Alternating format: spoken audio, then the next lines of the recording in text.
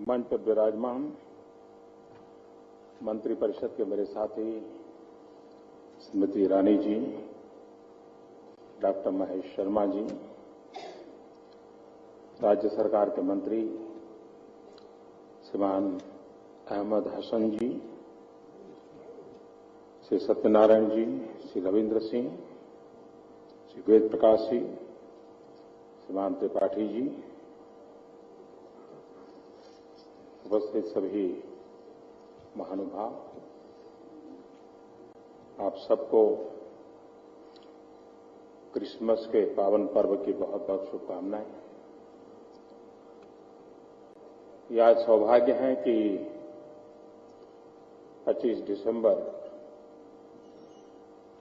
पंडित मदन मोहन मालवीय जी की जन्म जयंती पर मुझे उस पावन धरती पर आने का सौभाग्य मिला है जिसके कण कण पर पंडित जी के सपने बसे हुए हैं।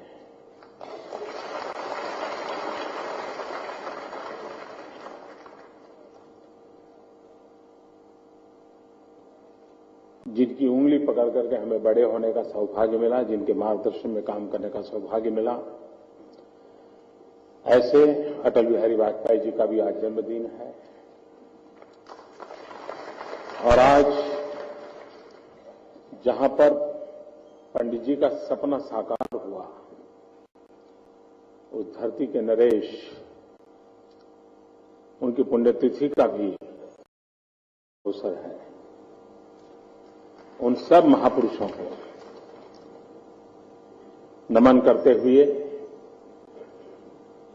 आज एक प्रकार से ये कार्यक्रम अपने आप में एक पंचामृत है। एक ही समारोह में अनेकविध कार्यक्रमों का आज कोई न कोई रूप में आपके सामने प्रस्तुतिकरण हो रहा है।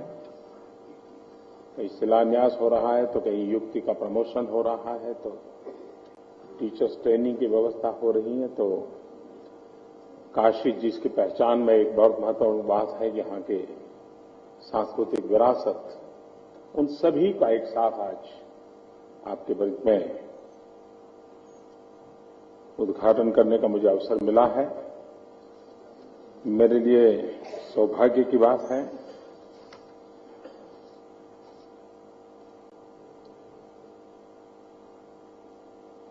मैं विशेष रूप से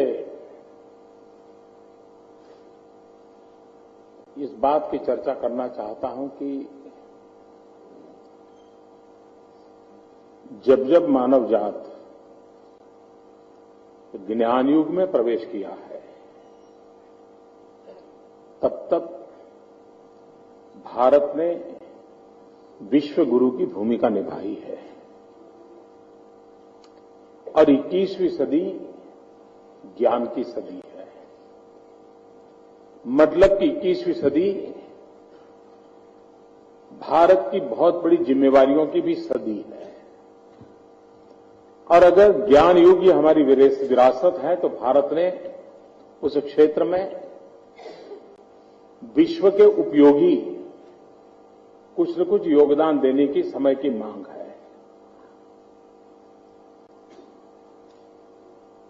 मनुष्य का पूर्णत्व टेक्नोलॉजी में समाहित नहीं हो सकता है, और पूर्णत्व के बिना मनुष्य मानव कल्याण की धरोहर नहीं बन सकता है। और इसलिए पूर्णत्व के लक्ष्य को प्राप्त करना, उसी अगर मकसद को लेकर के चलते हैं, तो विज्ञान हो, टेक्नोलॉजी हो, नए नए इनोवेशंस हो, इन्वेंशंस हो, लेकिन उस बीच में भी एक मानव मन, एक परिपूर्ण मानव मन, ये भी विश्व की बहुत बड़ी आवश्यकता है। हमारी शिक्षा व्यवस्था रोबोट पैदा करने के लिए नहीं है। रोबोट तो शायद 5-50 वैज्ञानिक मिलकर के भी लेबोरेटरी में पैदा कर देंगे, लेकिन नर करनी करे तो नारायण हो जाए, ये जिस भूमि का संदेश है, वहां तो व्यक्तित्व का संपूर्णतम विकास यही परिरक्षित होता है। और इसलिए इस धरती से जो आवाज उठी थी, इस धरती से जो संस्कार की गंगा बही थी, उसमें संस्कृति की शिक्षा तो थी, लेकिन इससे भी ज्यादा महत्वपूर्ण था शिक्षा की संस्कृति। और आज कहीं ऐसा तो नहीं है, सदियों से संजोई हुई हमारी शैक्षिक परंपरा है, जो एक सांस्कृतिक विरासत के रूप में विकसित हुई है, वो शिक्षा की संस्कृति तो लुप्त नहीं हो रही है, वो भी तो कहीं प्रदूषित नहीं हो रही है। और तब जाकर के आवश्यकता है कि काल बाह्य चीजों को छोड़ करके उज्ज्वलतम भविष्य की ओर नजर रखते हुए, पुरानी धरोहर के अधिष्ठान को संजोते हुए हम किस प्रकार की व्यवस्थाओं को विकसित करें जो आने वाली सदियों तक मानव कल्याण के लिए काम आए। हम दुनिया के किसी भी महापुरुष का अगर जीवन चरित्र पढ़ेंगे तो दो बातें बहुत स्वाभाविक रूप से उभर करके आती है। अगर कोई पूछे कि आपकी जीवन की सफलता के कारण, तो बहुत एक लोगों से एक बात आती है कि एक मेरी मां का योगदान, हर कोई कहता है, और दूसरा मेरे शिक्षक का योगदान। कोई ऐसा महापुरुष नहीं होगा जिसने ये ना कहा हो कि मेरे शिक्षक का बहुत बड़ा कंट्रीब्यूशन है मेरी जिंदगी को बनाने में। अगर ये हमें सच्चाई को हम स्वीकार करते हैं तो हम ये बहुमूल्य हमारी जो धरोहर है, इसके हम और अधिक तेजस्वी कैसे बनाएं और अधिक प्राणवान कैसे बनाएं। और उसी में से विचार आया कि देश जिसके पास इतना बड़ा युवा सामर्थ्य है, युवा शक्ति है, आज पूरे विश्व को उत्तम से उत्तम शिक्षकों की बहुत बड़ी खोट है, कमी है।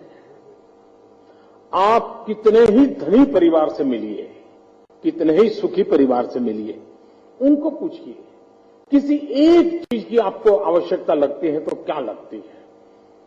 अरबों खरबों रुपयों का मालिक होगा, घर में हर प्रकार का सुख वैभव होगा, तो वो ये कहेगा कि मुझे अच्छा टीचर चाहिए मेरे बच्चों के लिए। आप अपने ड्राइवर से भी पूछिए कि आपकी क्या इच्छा है, तो ड्राइवर भी कहता है कि मेरे बच्चे की अच्छी शिक्षा ये मेरी कामना है। अच्छी शिक्षा इंफ्रास्ट्रक्चर का दायरे में नहीं आती है, इंफ्रास्ट्रक्चर की एक व्यवस्था है। अच्छी शिक्षा अच्छे शिक्षकों से जुड़ी हुई होती है, और इसलिए अच्छे शिक्षकों का निर्माण कैसे हो, हम एक नए तरीके से कैसे सोचें। आज 12th के बाद बीएड एमएड वगैरह होता है, फिर वो आते हैं, ज्यादातर बहुत पहले से ही जिसने तय किया है कि मुझे शिक्षक बनना है, ऐसे बहुत कम लोग होते हैं। ज्यादातर कुछ न कुछ बनने का ट्राई करते करते करते आखिरकार यहां चल पड़ते हैं।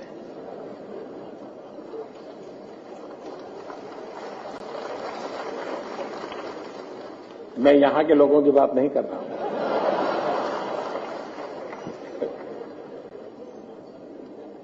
हम एक माहौल बना सकते हैं कि 10वीं 12वीं की विद्यार्थी अवस्था में उसके मन में एक सपना हो, मैं एक उत्तम शिक्षक बनना चाहता हूं। ये कैसे बोया जाए, ये एनवायरमेंट कैसे क्रिएट किया जाए। और 12th के बाद पहले और धीरे धीरे बदलाव आया। 12th के बाद ही 5 साल के लिए लॉ फैकल्टी में जाते हैं और लॉयर बन के आते हैं। क्या 10 और 12th के बाद ही टीचर का एक पूर्ण समय का कोर्स शुरू हो सकता है? और उसमें सब्जेक्ट स्पेसिफिक नॉलेज तो मिले, और जब एक विद्यार्थी जिसे पता है कि मुझे टीचर बनना है, तो क्लासरूम में वो सिर्फ एग्जाम देने के लिए पढ़ता नहीं है, वो अपने शिक्षक की हर बारीकी को देखता है और हर चीज में सोचता है मैं शिक्षक बनूंगा तो कैसे करूंगा, मैं शिक्षक बनूंगा, ये उसके दिमाग में रहता है। और इसलिए ये एक पूरा कल्चर बदलने की आवश्यकता है। उसके साथ साथ भले वो विज्ञान का शिक्षक हो, गणित का शिक्षक हो, उसको हमारी परंपराओं का ज्ञान होना चाहिए, उसे चाइल्ड साइकोलॉजी का पता होना चाहिए, उसको विद्यार्थियों को काउंसलिंग कैसे करना वो सीखना चाहिए, उसे विद्यार्थियों को मित्रवत व्यवहार कैसे करना ये सिखाना चाहिए। और ये चीजें ट्रेनिंग से हो सकती है, ऐसा नहीं है कि सब नहीं हो सकता है, सब कुछ ट्रेनिंग से हो सकता है। और अगर हम इस प्रकार के उत्तम शिक्षकों को तैयार करें, मुझे विश्वास है दुनिया को जितनी शिक्षकों की जरूरत है ना, हम पूरे विश्व में, भारत के पास इतना बड़ा युवा धन है, लाखों की तादाद में हम शिक्षक एक्सपोर्ट कर सकते हैं।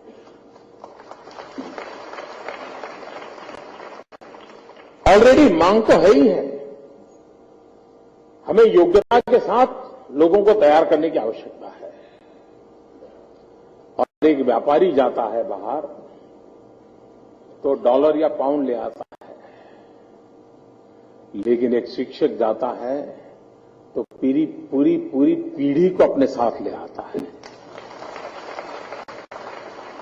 हम कल्पना कर सकते हैं कितना बड़ा काम हम वैश्विक स्तर पर कर सकते हैं, और उसी एक सपने को साकार करने के लिए पंडित मदन मोहन मालवीय जी के नाम से इस मिशन को प्रारंभ किया गया है, और आज उसका शुभारंभ करने का मुझे अवसर है। आज पूरे विश्व में भारत के हैंडीक्राफ्ट की तरफ लोगों का ध्यान है, आकर्षण है, लेकिन हमारी उस पुरानी पद्धतियों से बनी हुई चीजें, क्वांटम भी कम होता है, वेस्टेज भी बहुत होता है, समय भी बहुत जाता है, और उसके कारण एक दिन में अगर वो 5 खिलौने बनाता है तो पेट नहीं भरता है, लेकिन टेक्नोलॉजी का उपयोग करके अगर 25 बनाता है तो उसका पेट भी भरता है, बाजार में जाता है। और इसलिए आधुनिक विज्ञान और टेक्नोलॉजी को हम परंपरागत जो हमारे खिलौने हैं उसको कैसे जोड़ा जाए। मैंने अभी एक छोटा सा प्रदर्शन, उनके प्रयोग देखे, मैं देख रहा था कि और बहुत ही सामान्य प्रकार की टेक्नोलॉजी को विकसित किया गया है, लेकिन उनके लिए वो बहुत बड़ी उपयोगिता है, वरना वो लंबे अरसे से वही करते रहते थे। उसके कारण उनकी प्रोडक्शन में क्वालिटी, प्रोडक्शन में क्वांटिटी, और उसके कारण वैश्विक बाजार में अपनी जगह बनाने की संभावनाएं, और हमारे हैंडीक्राफ्ट में विश्व बाजार की संभावनाएं पड़ी है। आज हम अगर उनको ऑनलाइन मार्केटिंग की सुविधाएं उपलब्ध कराएं, युक्ति जो अभियान है उसके माध्यम से हमारे इन कलाकारों को, काष्ठकारों को, हमारे चारे विश्वकर्मा है ये, इन सभी विश्वकर्माओं के हाथ में हुनर देने की उनका प्रयास, उनके पास जो स्किल है उसमें टेक्नोलॉजिकली अपग्रेडेशन करने का प्रयास, उस टेक्नोलॉजी के लिए नई रिसर्च हो, उनको प्रोवाइड हो, उस दिशा में प्रयास, उस दिशा में बढ़ रहे हैं। हमारे देश में सांस्कृतिक कार्यक्रम तो बहुत होते रहते हैं, कई जगह पे होते हैं। बनारस में एक विशेष रूप से भी आरंभ किया है। हमारे टूरिज्म को बढ़ावा देने में बहुत बड़ी ताकत है। आप देखते होंगे दुनिया ने, हम ये तो गर्व करते थे कि हमारे ऋषियों ने, मुनियों ने हमें योग दिया, होलिस्टिक हेल्थ केयर के लिए, प्रिवेंटिव हेल्थ केयर के लिए योग का हमें विरासत मिली। और धीरे धीरे दुनिया को भी लगने लगा योग है क्या चीज, और दुनिया में लोग पहुंच गए, नाक पकड़ के डॉलर कमाने भी लग गए।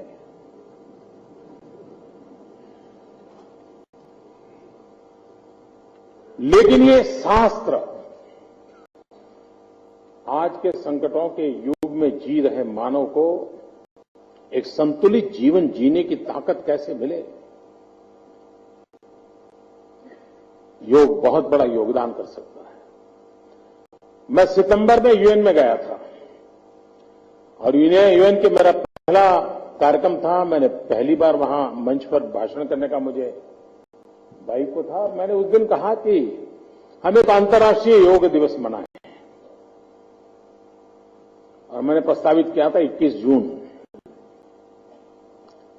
सामान्य रूप से इस प्रकार के जब प्रस्ताव आते हैं तो उसको पारित होने में 1.5 साल, 2 साल, 2.5 साल लग जाते हैं। अब तक ऐसे जितने प्रस्ताव आए हैं उसमें ज्यादा से ज्यादा 150-160 देशों ने सहभागिता दिखाई है।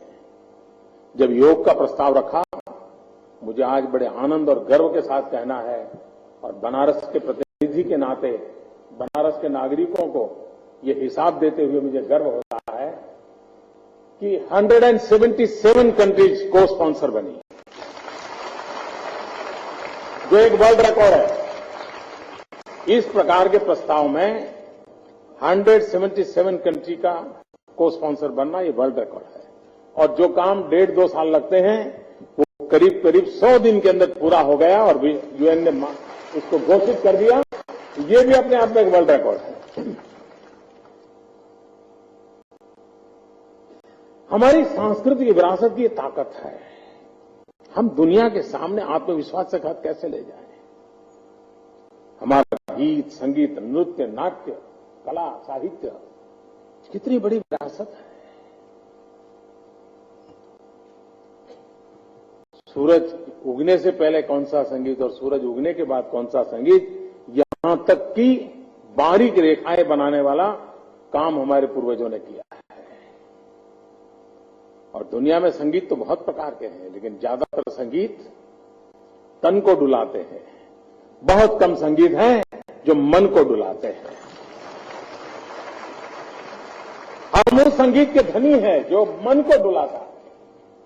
और मन को डुलाने वाले संगीत को विश्व के अंदर कैसे रखें, यही प्रयासों से वो आगे बढ़ने वाला है। लेकिन मेरे मन में विचार है, क्या बनारस की कुछ स्कूल, इसके लिए स्कूल हो, कॉलेज हो, आगे आ सकते हैं क्या? और बनारस के जीवन पर ही एक विषय पर एक स्कूल की मास्टरी हो। बनारस की विरासत पर कोई एक स्कूल हो जिसकी तुलसी पर मास्टरी हो, कोई स्कूल हो जिसकी कबीर पर हो। ऐसी जो भी यहां की विरासत है उन सब से। और हर दिन शाम के समय 1 घंटा उसी स्कूल में एक नाट्य मंच पर डेली उसका कार्यक्रम हो। और जो टूरिस्ट आए, जिसको कबीर के पास जाना है वो उस स्कूल में चला जाएगा, बैठेगा घंटे पर। जिसको तुलसीदास के पास जाना है वो उस स्कूल में चला जाएगा, वहां बैठेगा घंटे पर। धीरे धीरे स्कूल टिकट भी रख सकती है, पॉपुलर हो जाएगी, स्कूल की इनकम भी बढ़ सकती है। लेकिन काशी में आया हुआ टूरिस्ट वो आएगा हमारे पूर्वजों के प्रयासों के कारण, बाबा भोलेनाथ के कारण आएगा, मां गंगा के कारण आएगा, लेकिन रुकेगा हमारे प्रयासों के कारण। आने वाला है, उसके लिए मुझे और आपको कोई मेहनत नहीं करनी पड़ेगी, क्योंकि वो जन्म से ही तय करके बैठा है कि एक बार तो बाबा के दरबार में जाना है। लेकिन वो रात यहां तब रुकेगा, हम उसको रुकने के लिए मजबूर करें, ऐसी व्यवस्थाएं विकसित करें। और एक बार अगर रात रुक गया तो यहां के 5-50 नौजवान को रोजगार मिलना ही मिलना है। वो 200-500 हजार रुपए खर्च करके जाएगा जो बनारस की इकोनॉमी को चलाएगा। और हर दिन अगर ऐसे हजारों लोग आते हैं, रुकते हैं, तो पूरी इकोनॉमी यहां की कितनी आगे बढ़ सकती है। लेकिन इसके लिए ये चीजें, छोटी छोटी चीजें काम आ सकती है। हमारे हर स्कूल में कैसा हो, हमारे जो सांस्कृतिक कार्यक्रम होते हैं, परंपरागत जो हमारे पास ज्ञान विज्ञान है, जो उसको तो प्रस्तुत करें, लेकिन समय के मान उस प्रकार की स्पर्धाएं हो सकती है। मान लीजिए हम ऐसे नाट्य लेखक हों जो स्वच्छता पर ही बड़े टची नाट्य लेखन लिखे।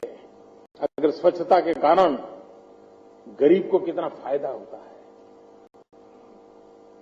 आज गंदगी के कारण एवरेज एक गरीब को 7,000 रुपया दवाई का खर्चा आता है। अगर हम स्वच्छता कर लें तो गरीब का 7,000 रुपया बच जाता है।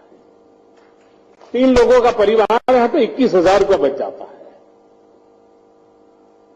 इस स्वच्छता का कार्यक्रम एक बहुत बड़ा अर्थकारण भी उसके साथ जुड़ा हुआ है और स्वच्छता ही है जो टूरिज्म के लिए बहुत बड़ी आवश्यक होती है। क्या हमारे सांस्कृतिक कार्यक्रमों में ऐसे नाट्य मंचन, ऐसे काव्य, ऐसे गीत, कवि सम्मेलन हो तो स्वच्छता पर क्यों ना हो। उसी प्रकार से बेटी बचाओ, भारत जैसा देश जहां नारी के गौरव की बहुत बड़ी गाथाएं हम सुनते हैं, इसी धरती की बेटी रानी लक्ष्मीबाई को हम बार बार याद करते हैं, लेकिन उसी देश में बेटी को मां के गर्भ में मार देते हैं। इससे बड़ा पाप कोई हो नहीं सकता है। क्या हमारे नाट्य मंचन पर हमारे कलाकारों के माध्यम से लगातार बार बार हमारी कविताओं में, हमारे नाट्य में, हमारे संवाद में, हमारे निबंध लेखन में बेटी बचाओ इस अभियान घर घर पहुंचा सकते हैं।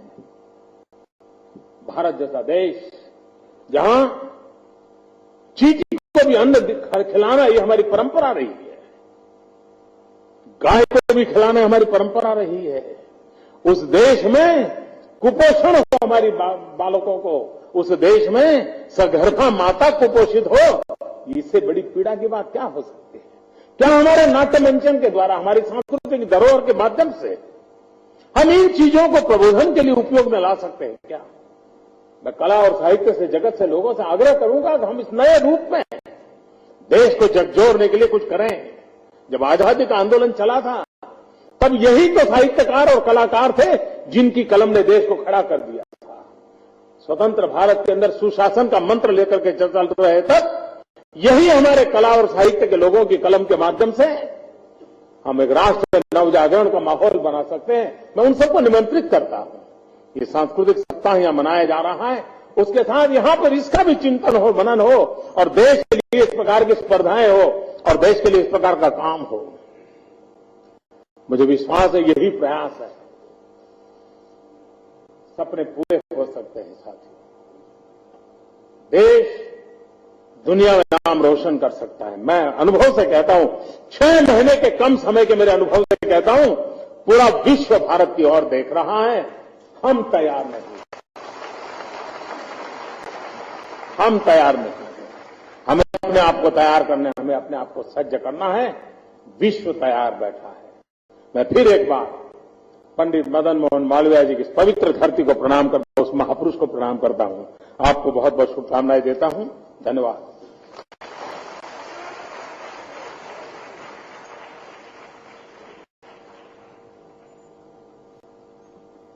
Honorable